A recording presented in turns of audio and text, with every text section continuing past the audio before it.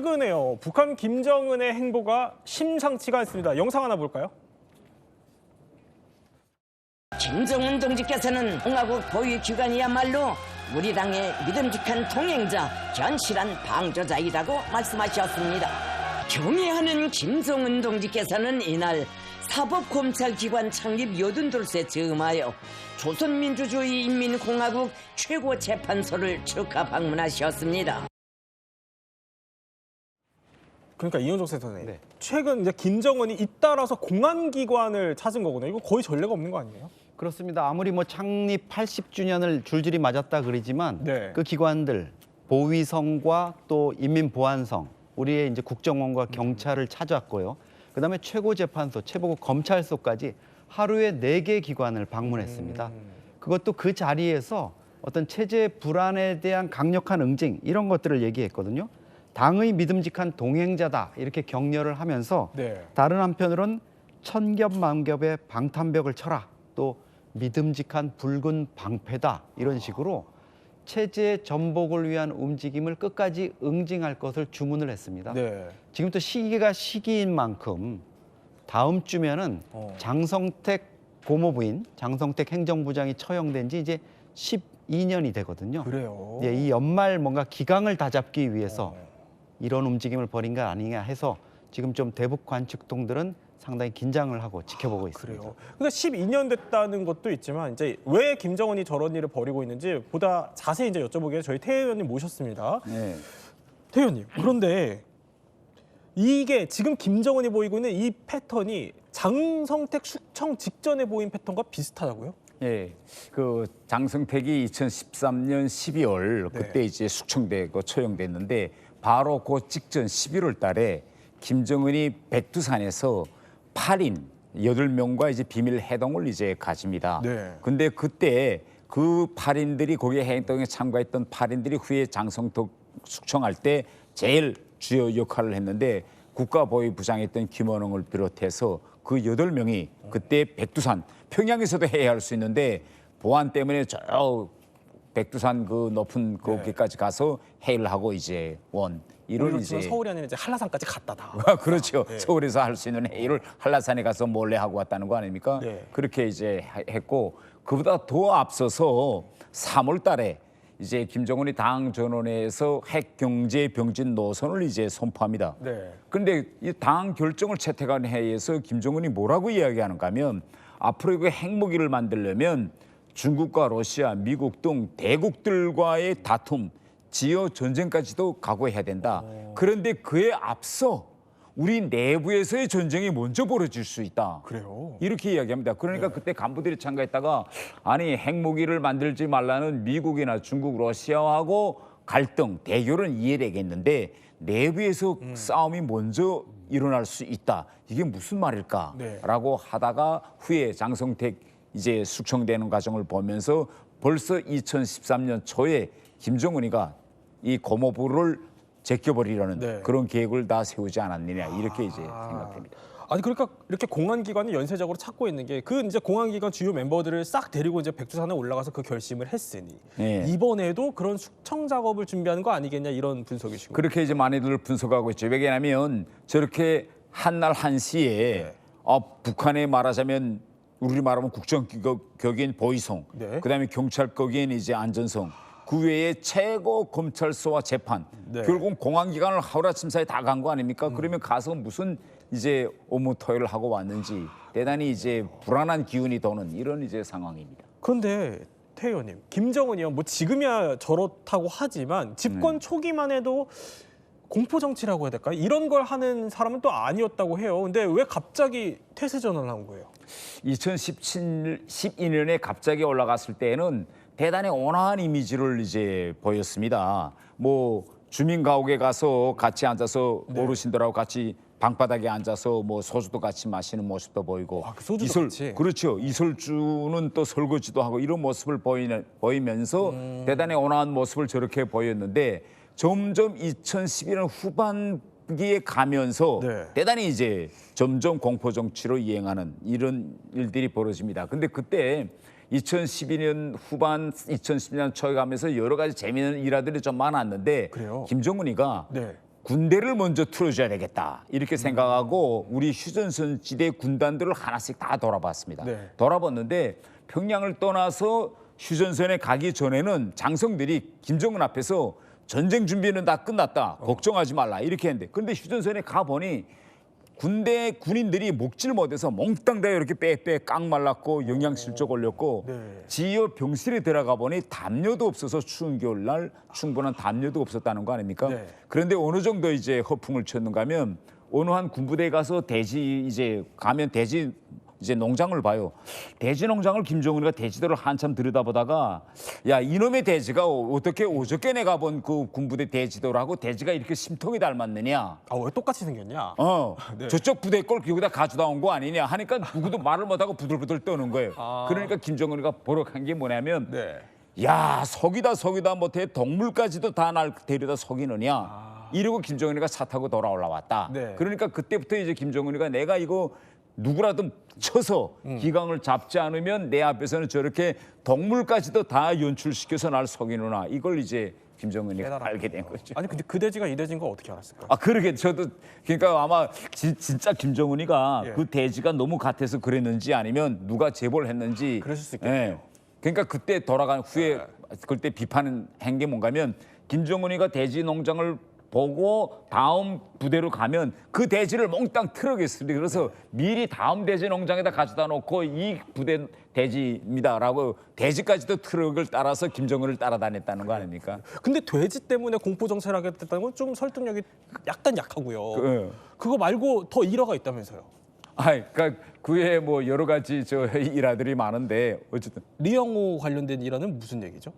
이 영호는 그 도청에 걸렸습니다. 예. 도청이요? 그러니까 이게 무슨 일인가 하면 북한은 간부들이 독립가옥에서 사는 게 아니라 군대 간부들이 이제 예. 집단 이제 그 아파트에서 같이 삽니다. 지난번에 이제 리호노 전 쿠웨이트 대사가 이야기하지 않았습니까? 운덕촌이라는 데서 다 네네. 이제 모여 산다고 예. 모든 집들이 다 도청 장치가 되어 있고 어디에 모이든지 간에 다 도청 장치가 되어 있는데 아마 이용호는 방심한 것 같아요. 여기엔 도청 장치가 없는 걸로. 그래가지고 어느 어떤 회의를 끝난 다음에 나와서 아마 김정은이가 좀 이렇게 개혁 개방적인 발언을 한 것 같습니다. 그러니까 회의 때는 가만히 있다가 나와서 아니 김정일 장군님은 개혁 개방하면 잘 사는 줄 몰라서 안 했냐? 아직 저 김정은이 국정을 잘 몰라서 저런 말을 한다라는 집권 말을 초기에. 했는데 집권 초기에 그 말이 김정은한테 이제 들어간 거예요. 그러니까 집권 초기에 김정은을 살짝 이제 아버지 선대와 비교하면서 무시하는 듯한 발언을 했다가 예, 이게 딱 그렇죠. 걸린 거군요. 예. 자, 그러니까 당시 상황을 좀 정리해 보면은 이 부하의 험담 때문에 김정은 이제 숙청 정치 이런 거에 불을 당기기 시작했다 이런 얘기인데, 자, 이 리영호라는 인물의 숙청 이후에 그 잔인함의 끝을 보여줬다고 해야 될까요? 그게 은하수 관현악단에 대한 대대적인 수청도 있었어요. 그렇죠. 이영호 같은 경우에는 이제 김정은의 가외 교사거든요. 군사 분야에. 이 사람을 죽였으니까 이제 나머지 사람들은 야 우리는 파리 목숨이겠다 이렇게 생각을 했는데 네. 은하수 관현악단이라고 김정은이 집권 초기부터 이제 음악 정치를 하면서 뭐 전역을 돌면서 이렇게 리사이틀 형태로 공연도 하고 이랬던 아주 인기가 많았던 이 악단인데 이 악단들을 이제 집단 처형을 하는 이런 상황이 벌어졌습니다. 그래요. 예. 근데 2013년 8월인데 장철구 상업대학 이게 이제 평양 상업대학인데 거기에 학생이 목격담을 나중에 이제 네. 외부로 이렇게 알린 내용이 전해졌어요. 근데 강건 종합군관학교라고 여기가 이제 그 공개 처형이 당시에 많이 이루어졌던 장소입니다. 여기에 학생들하고 주민들을 다 집결시킨 다음에 네. 가만히 있다 보니까 군용 차량 3대가 그 현장에 들어오더라. 근데 거기에 12명의 죄인들, 이게 이제 은하수 관현악단 단원들인데 죄목도 써여 있고 이렇게 명찰도 달려가지고 들어왔는데 민족 반역자들을 처단하는 이런 처형을 진행하겠다 이렇게 했는데 이 당시에 이제 일본 아사히 신문 보도는 이설주, 김정은의 부인 이설주가 네. 이 추문에 연관이 돼 있다 이런 얘기가 있었어요. 그 당시에 국내에도 이제 이 소식이 돌았는데 네. 뭐 북한 말로 이제 색적물 포르노를 뭐 이 은하수 관현악단이 찍어가지고 상업적으로 뭐 돈벌이를 했다 이런 건데 거기에 이설주가 실제로는 관여가 안 돼 있을 것 같은데 이설주도 거기에 관여돼 있을지 모른다 이런 소문이 돌았거든요. 소문이. 그러니까 예. 그 소문을 아마 김정은이 좀 화도 많이 나고 어떻게 내 부인까지 이렇게 할 수 있느냐 해서 거기에 연루됐던 은하수 관련 악단원들을 화풀이식으로 다 처형을 시켰는데 그 과정이 좀 잔혹했죠. 네. 사신 고사총이라 그래서 사신이라는 게 이제 고사총인데 총구가 4개 있다는 거거든요. 그래서 그걸로 처형을 한 뒤에 뭐 탱크로 나중에 흔적도 없애버렸다. 뭐 이런 식으로 좀 잔혹한 얘기가 흘러나왔습니다. 사실 듣기만 해도 너무 잔혹합니다. 네. 태 의원님도 이제 북에 계셨을 때 이 네. 얘기를 들어보셨을 것 아니 같아요. 저는 그때 북평양에 있었죠. 아 그러셨군요. 예. 근데 이제 방금 공식 이제 북한이 발표한 자료에 하면 이제 예. 불순 녹화물, 예. 불순 녹화물, 그다음에 성 음란물을 저 친구들이 봤다. 그래서 이제 그 처형했는데 그 저는 처형하는 장면은 보지 못하고 뭐 그건 북한에서 내부 회의에서 다 이야기했고 예. 실제 그 북한에 전우역, 전승역이라는 지하철이 있습니다. 예, 우리로 말하면 뭐 한 신도림역처럼 이렇게 환승역인데 그 역 옆에 은하수 악단이 모여 사는 아파트가 있어요. 은하수 악단 아파트라는 아파트가 이제 원통식 아파트 큰데 예. 대단히 큽니다. 제 외교부에서 같이 근무하던 친구도 아내가 은하수 악단 첼로리스트예요. 그래서 거기서 살았거든요. 집이 대단히 큰데 그 12명은 처형하고 나머지 악단을 해체하면서 그 김정은이가 주었던 그 아파트와 재산을 예. 그날로 몰수했습니다. 그런데 이게 어떻게 몰수하는가 하면 그때 온 평양시가 다 봤거든요. 저녁 12시까지 그 아파트에서 모든 은하수 악단은 철수하라. 이렇게 되니까 다 나가라. 그러니까 사람은 다 뺐어요. 그리고 군인들이 올라가서 예. 그 매 집에 있는 옷장, 냉장고, 뭐 부엌 세간을 승강기로 이제 다 싣고 내리는데 12시가 다 되었는데 절반도 못 내려왔어요. 못 내려오는데 명령은 12시까지 내게 되죠. 그러니까 그다음에 문을 열고 베란다로 그 비싼 가구들 그거 몽땅 다 김정은이가 꾸려준 거거든요. 외국 수입제. 그걸 몽땅 다 바깥으로 던졌습니다. 그러니까 지나가다 퇴근길에 사람들이 다 내다보는데 그 비싼 냉장고, TV, 소파가 그저 위에서부터 확 내려와서 밑에 떨어지면 그게 30층짜리 아파트였는데 밑에서 박살 나거든요. 박살 나서 소리도 엄청 꽝꽝 나니까 지하철로 퇴근하는 사람들이 다 보면 너무 아까우니까 아이구나 저 아까운 거 저거 다 저렇게 다, 박살 예. 나. 다 박살 내고 트럭으로 다 실어가고 저녁 12시 되니까 그 아파트에는 사람 하나 살지 않는 빈 아파트가 딱 된 거죠. 친구 아내분도 그걸 겪으셨. 다 그 친구 아내도 그 집에서 쫓겨났죠. 다행히 그 아내는 예. 저 총살당하지는 않았는데 그 집에서 쫓겨났죠. 아유, 근데 이게 결국 이제 리설주가 그 은하수 관현악단에서 활동을 한 적이 있었고 또 네. 리설주와 관련된 이제 소문 때문에 그랬다는 건데 그만큼 김정은이 리설주를 굉장히 아꼈다 이런 얘기인가요? 그 도청에도 이제 걸렸는데 이런 말들을 했다고요. 이제 은하수 악단이 항상 김정은과 이슬주 앞에서 공연을 합니다. 네. 공연 끝나고 얘들이 옷이랑 의상이랑 갈아입는 곡에서 이슬주를 쟤라고 했다는 게, 야, 쟤 오늘 왜 저렇게 좋아하니?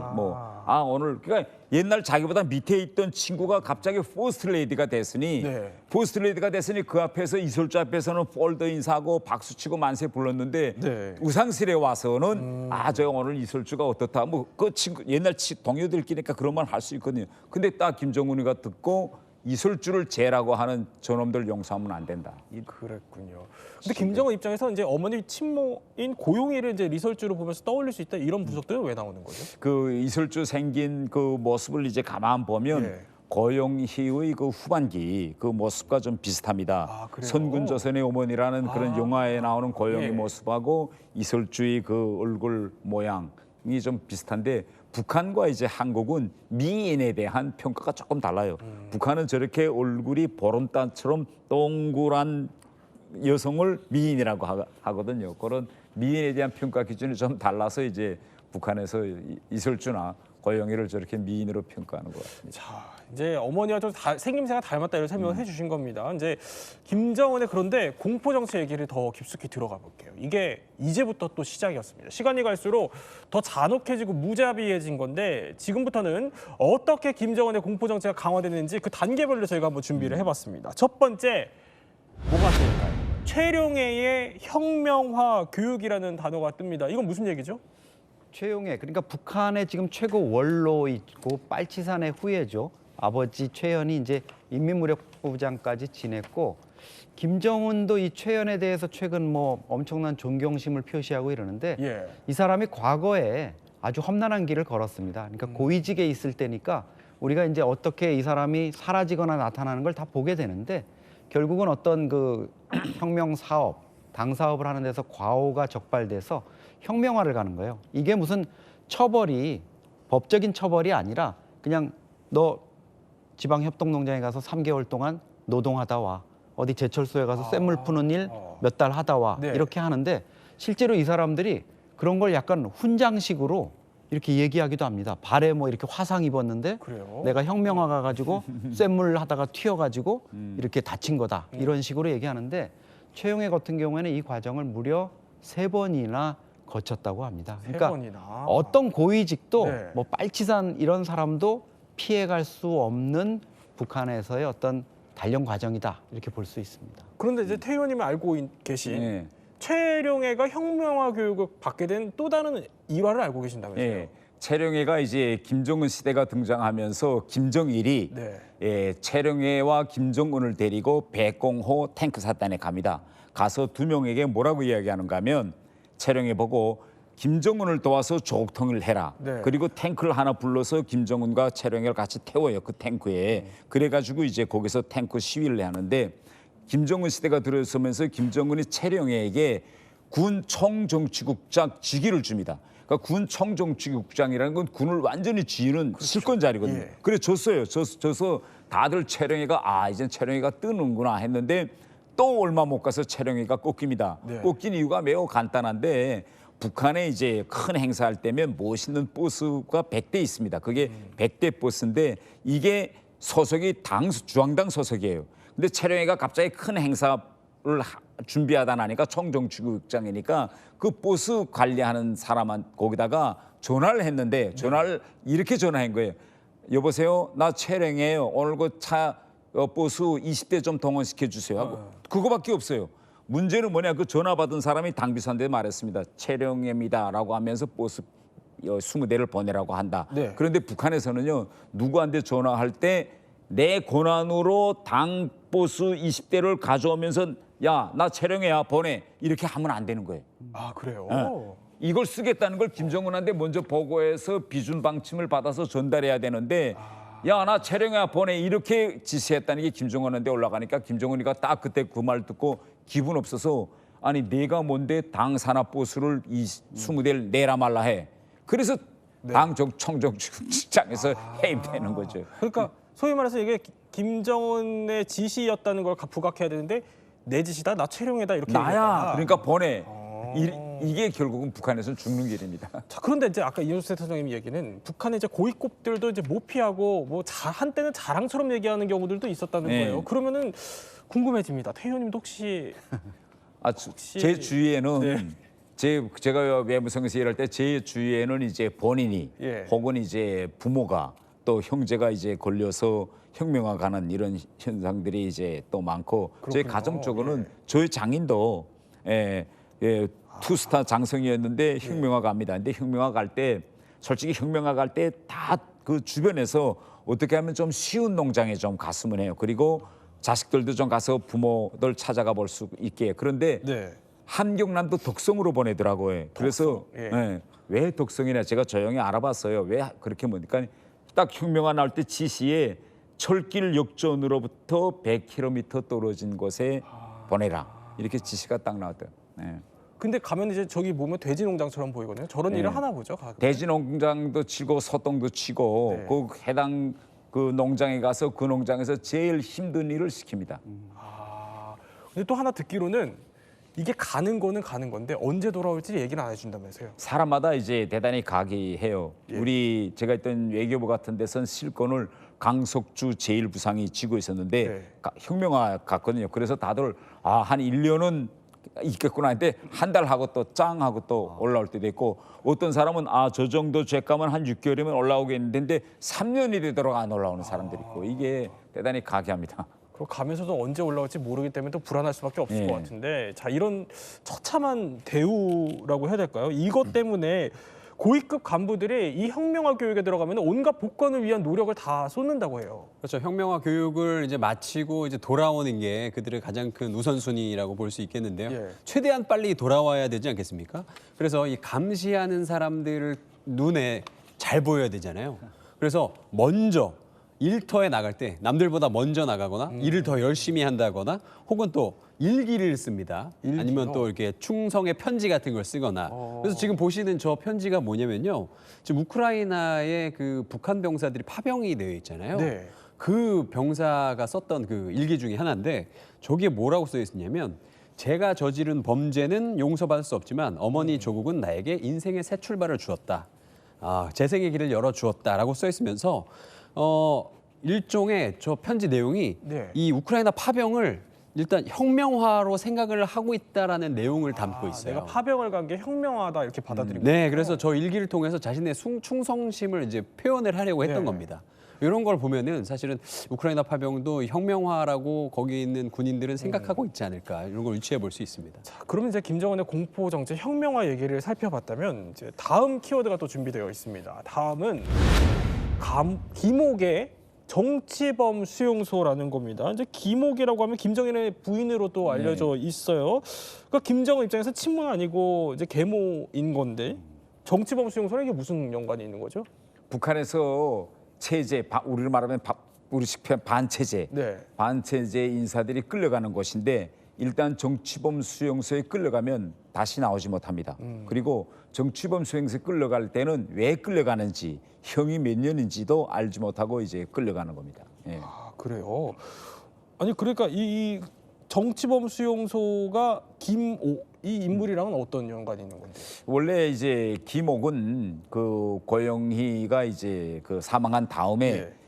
김정일의 기술석이 말하자면 석이라고 말하는 건 옆에서 일을 돌봐주는 석인데 점차 그 관계가 김정일의 부인으로까지 이제 발전했습니다. 발전해 가지고 고영희가 사망한 이후에 결국은 김정일이 죽을 때까지 네. 옆에서 이제 그 지켰고 또 죽을 때까지 김정일을 부인처럼 돌봐준 그런 이제 여성이었죠. 아 그런데 이 남동생의 오만한 태도 때문에 정치범 수용소로 네, 갔다 이런 한때는- 설이 있었네요 한때. 네, 네네. 한때는 저 김옥이 가문이 네. 북한에서 대단히 뜨는 실세였습니다. 네. 남동생이 김일성 종합대학 제1부총장을 했는데 그 정도 실제 제1부총장 정도면 그렇게 높은 직은 아니에요. 일반 대학 부총장인데 그럼에도 불구하고 거기에 많은 사람들이 찾아가고 왜 남동생을 통해서 자기 인사 문제라든가 무엇이 김옥에게 전달되고 김옥을 통해서 김정일의 편대가 움직이고 이렇게 네. 돼서 대단히 김옥이 내부에서는 큰 실세로 한동안은 역할을 했죠. 근데 이 정치범 수용소라는 게 이 대북 그러니까 인권 단체들이 계속 지적을 하니까 이게 일부 과거에는 축소되거나 좀 문을 닫거나 그러지 않았어요. 근데 더 확대된 거예요 지금. 그렇죠. 김정일 체제 말기에 예. 좀 그런 경향이 있었는데 김정은 시대 들어와 가지고 숙청과 공포 정치가 계속되니까 몰락하는 세력이 있을 거 아닙니까? 그 당사자들은 처형을 당하지만 네. 그 일가족이나 이런 쪽은 정말 뭐 다시는 나올 수 없는 이런 관리소라고 불리는 이런 정치범 수용소에 수용이 되는 이런 상황이 많다 보니까 이게 늘어나게 된 거죠. 그래서 개천과 요덕, 명간, 개천, 청진 이렇게 5개 수용소가 운영되는 걸로 알려져 있는데요. 네. 여기에 이제 정치범 수용소가 숙청 작업이 가속화되면서 점점 더 규모가 커지는 이런 모습들을 보이고 있다 이렇게 나옵니다. 그래서 사실은 새로운 지도자가 나올 때마다 뭐 북한이 이런 규율 잡기, 사회 기강 확립, 또 권력 내의 어떤 알력 때문에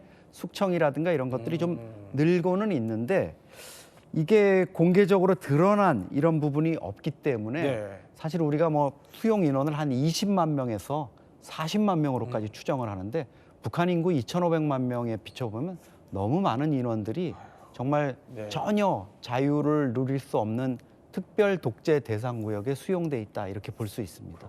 자, 그런데 공포 정치 또 다음 단계가 준비되어 있습니다. 자, 혁명화 교육과 정치범 수용소를 봤다면 이번에는 피해 숙청이라는 단어가 뜨고요. 인물 3명이 뜨죠. 자, 그런데 일단 장성택 숙청부터 살펴보면은요. 이제 많은 분들이 이제 알고 계시는 거는 장성택의 그 불순한 태도 때문이었다라고 알려져 있는데 대내외로. 근데 우리 태 의원님이 추정하는 진짜 이유는 또 따로 있다는 얘기가 있어요. 예. 그 장성택이가 수청되기 전입니다. 네. 그러니까 장성택이가 한창 뜰 때죠. 2012년도에. 그런데 저하고 가장 가까운 친구가 장성택이 조카하고 살고 있어요. 그래서 제가 그 친구하고 이제 술자리에서 이런 예. 이야기를 했습니다. 야, 넌 정말 좋겠다. 앞으로 장성택 시대가 열리는데 내가 바라던 꿈은 다 실현할 수 있는 거 아니야? 제가 이렇게 말했는데 네. 2012년에 이 친구가 뭐라고 이야기하는가 하면 아니 나 이거 무역회사 계속 하지 못할 것 같아. 그래서 왜 하니까 장성택이가 친척들을 다 모아놓고 네. 자 이제부터 우리 가문에 대해서 김정은이가 지금 들여다보기 시작했으니 장사하는 걸 다 빨리빨리 접고 무역회사들에서 나와라 빨리 준비들 해라 이렇게 이야기해서 자기도 이제 무역회사를 접고 일반인으로 나가야 되겠다 이런 걱정을 하는 거였어요. 내가 이 남관이 왜 이런 쓸데없는 걱정을 할까 지금 마음먹은 거 다 하는 시대가 오는데 네. 했는데 정말 1년도 안 돼서 2013년에 본인 뭐 장성택은 더 말할 데 없고 본인도 정치본 수용소로 끌려가는 거예요. 그래서 왜 2012년에 그렇게 장성택이 한참 뜰 때 그 네. 주변 친척들과 가문은 불안했을까? 왜요? 이런 그래서 여러 가지로 추정해 보면 이 김정은이가 겉으로는 장성택에 대해서 뭐 표현을 안 했지만 네. 내부에는 이 김정은과 김정은의 생모 고영이가 장성택을 대단히 좋아하는 것 같습니다. 그 이유는요. 2012년대 김정은 시대가 열리면서 북한 주민들이 고대했던 게 있습니다. 김정은이 바로 할아버지 김일성과 찍은 사진. 사진이 없어요. 이거 뭔가면 김정은이가 살아 김일성 생전에 한 번도 김일성 앞에 가보지 못했다는 거고 김일성은 김정은을 백두혈통의 손자를 인정 안 해줬다는 겁니다. 그러면 아버지인 김정일은 얼마나 자기 아들을 자기 후계자로 내세우고 싶었겠어요. 자기 아버지 김일성에게. 그러면 그 누군가가 이걸 막았겠는데 그 막은 것이 바로 김경희와 장성택이 아닌가. 고모가 막았다. 그러니까 고영이로서는 자기 아들을 결국은 김일성한테 보여주어서 손주들로서 손녀로서 인정을 받고 싶어하는데 그 가장 큰 거물림돌로 김경희와 장성택이 안 된다 이거는. 그래요. 그렇게 이제 막아놨었기 때문에 속으로는 한이 사무쳤다 이런 말들이 돌아왔습니다. 그런 뿌리 깊은 원한이 있을 수 있다 이런 추정을 하신 건데 그런데 아까 키워드에서 장성택 옆에 이제 등장했던 인물 이름이 보면은 현영철 인민무력부장이거든요. 이 사람은 숙청된 이유가 좀 황당하다는 얘기가 있어요? 그렇죠. 이제 저희가 군에서 야간에 보초쓸 때 보면 그 초소 앞에 네. 적혀 있는 게 있습니다. 졸면 죽는다. 현영철도 졸다가 졸다가 김정은이 주재한 회의에서 네. 깜빡 조는 모습이 포착됐는데 이게 저기 사진에도 보시지만은 북한관영 조선중앙통신이 저 영상을 공개를 했어요. 저걸 공개한다는 건 사실 평상시 그냥 넘어갈 일이라면 저런 사진을 빼겠죠. 근데 의도적으로 저걸 노출한 다음에 현영철 너 졸았지 이렇게 해가지고 죽였는데 물론 좋은 것만은 아닙니다. 그 김정은의 지시를 몇 차례 좀 태만히 한 게 있고 그다음에 자기의 권세를 좀 부리고 이런 것들이 사전에 포착이 됐지만 김정은 입장에서는 저게 더 괘씸한 거죠. 장성택도 처형할 때 보면은 그 재판문에 보면은 판결문에 보면 뭐 중국에 석탄을 팔아먹었다든가 이런 것들도 나오지만 김정은 앞에서 건성건성 박수를 쳤다. 이게 판결문에 나오거든요. 그래요. 그러면 김용진 아까 옆에 있었던 그 사람은요? 이분이 제일 황당합니다. 제 생각에는. 네. 이분은 그 노동당 당회의에서 안경을 닦아서 처형을 당했습니다. 안경이요? 네, 이 김정은이 뭐 연설을 하고 있었는데 뒤에서 이렇게 안경을 사실 닦을 수 있잖아요. 그 안경을 닦았다고 네. 숙청을 당했다라고 합니다. 그래요. 아니, 별의별 이유가 다 있습니다. 이제 그런데 여기에는 다 그 뿌리 깊은 어떻게 보면 김정은의 엄마에 대한 콤플렉스 이런 것 때문이다라는 분석을 해주셨으니까 이 엄마에 대한 김정은의 콤플렉스와 관련해서 직접 들으셨던 얘기가 있다면서요, 태 의원님? 예, 이제 김정은이가 2012년에 이제 북한의 학관 지도자가 됐잖아요. 그러면 뭘 하고 싶어 하는가 하면 북한 지도자들은 조선의 어머니라고 자기 어머니를 내세우고 싶어 합니다. 홍보하고 싶어요. 그렇죠. 네. 김일성도 자기가 북한의 권력자가 됐을 때 자기 어머니 강반석을 조선의 어머니로 내세웠고 김정일도 자기가 권력을 져서 후계자가 되자마자 자기 생모 김종숙을 조선의 어머니로 내세웠습니다. 네. 그러면 김정은도 2010년에 등극하자마자 고영희를 내세우기 위해서 선군 조선의 어머니라는 다큐를 만들었습니다. 다큐를 만들었는데 일반 사람들은 보지도 못하고 극히 제한된 간부들만 그 영화를 봤습니다. 저도 못 봤어요. 북한에 있을 때. 그렇군요. 예. 그런데 그런 영화가 나온 건 줄도 모르는데 갑자기 당에서 지시가 내려옵니다. 전체 당원들 앉혀놓고 선군 조선의 어머니 용화를 본 사람은 자백하라. 네. 용서해 줄게 자백서를 쓰라는 거예요. 그래서 아니 이런 영화가 나왔다고 누가 봤어? 옆에 보니까 그때 보니까 본 친구들이 있어요. 영화가 외부로 유출됐거든요. 그렇군요. 그런데 영화가 외부로 유출됐을 뿐만 아니라 그 영화가 짜장 하고 유튜브에 올라왔습니다. 북한에서는 그렇게 이거 금지 영화로 돼 있는 것이니까 누구냐라고 이제 숙청이 벌어져서 끝내 잡긴 잡았는데 제가 한국에 온 다음에 해외에 나와서 저 영화를 한번 봤어요. 왜 저 영화를 김정은이가 못 보게 했을까? 네. 나온 다음에 아무리 봐도 자기 어머니를 내세우고 싶겠는데 근데 영화 앤 말미에 어떤 장면이 나오는가 하면 고영이가 김정일 앞에서 아마 생일 같아요. 충성 맹세를 다집니다. 육성으로. 뭐 나는 장군님을 어떻게 받들었고 막 하는데 그 육성을 듣는 순간에 나도 몸이 찌릿합니다. 왜 찌릿한가 하면 발음이 이상해요. 네. 북한식 발. 딱 듣는 순간에 이 여자는 북한 여자가 아니구나. 아, 그래요? 째뽀로구나. 발음이? 라는 게 이거는 절대 못 고칩니다. 이 발언을. 제일 귀엽다. 그래서 다 그때 딱 듣고 이거 이 째뽀로구나 하는 게 네. 영화만 보면 순간에 알려지는 겁니다. 그래서 그런 이유로 그러니까 자기 어머니가 북한에서의 기본 성분이 아닌 그런 이유로 컴플렉스가 있지 않은가 이렇게 태연 짧게 여쭤보면 우리가 이제 이 이야기를 짚어보는 이유가 김정은의 그 연쇄 방문을 계기로 한번 짚어보는 겁니다. 김정은의 공포 정치 숙청 이거 언제까지 이어질까요? 글쎄요. 저는 저런 식으로 사람들을 계속 잡아놓고 죽이고 숙청하고 이런 통치는 저는 오래가지 못할 것이다. 저만큼 그 언젠가 이제 끝이 날 것이라고 이제 저는 생각합니다. 북한 내부에서도 불만이 상당하겠죠. 상당하죠. 얼마나 많은 사람들이 죽고 수청되고 지금 현재 우크라이나에서 북한 젊은이들이 죽어가고 있고. 네, 세 분과 함께 김정은의 공포 정치에 대해서 한번 몰랐던 이야기 저희 살펴봤습니다.